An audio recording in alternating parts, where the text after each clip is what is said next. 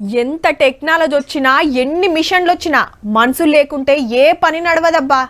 మనం చేయలేని పనులు అవి వేస్తాయి కానీ వాటిని నడిపియాల్సింది కూడా మనమేనాయే. డేంజర్ అని తెలిసినా కొందరు పని చేయకుంటే మన బతుకులు ముంగటికి పోవు. గీలు కూడా గసొంటి పని చేస్తుంటే పాపం గింత పని అయింది. శ్రీశైలం ఎడమగట్టు కాల్వ టన్నెల్ కాడ ప్రమాదం జరిగింది. దోమలపెంట దగ్గర సొరంగం లోపట 14 కిలోమీటర్ల దూరంలో పనులు నడుస్తున్నాయి.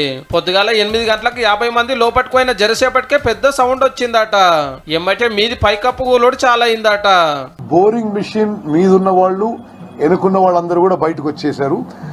బోరింగ్ మిషన్ ముందున్న వాళ్ళు కొంతమంది మిగిలిపోయినారు. 42 మంది బయటకు వచ్చి బచాయిస్తే 8 మంది లోపట్నే చిక్కబడ్డారు. 2 ఇంజనీర్లు, 2 మిషన్ ఆపరేటర్లు, 4 లేబర్లు అంతా బయట రాష్ట్ర పోలే.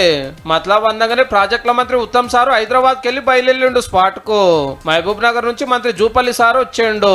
ఏమైంది, ఎందుకు ఇట్లా అయింది, ఆఫీసర్లతో మాట్లాడి లోపల వాళ్ళని కాపాడటానికి ఆర్మీతో మాట్లాడి ఢిల్లీకి వెళ్లి స్పెషల్ టీములు రప్పిస్తున్నారు. ఆ 8 మంది ప్రాణాలు రక్షించడానికి సర్వశక్తులు వడ్డిస్తున్నాము. 14 కిలోమీటర్ల లోపల కాబట్టి there will be some challenges. SLBC సొరంగం 44 కిలోమీటర్లు తవ్వితే నల్గొండ జిల్లాలో 4 లక్షల ఎకరాలకు సాగునీళ్లు, 500 ఊళ్ళకు తాగునీళ్లు వస్తాయి.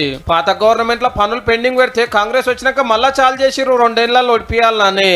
ఇంకో 10 కిలోమీటర్లు తవ్వితే అయిపోవు. ఇంతనే ఇంత పని అయ్యింది.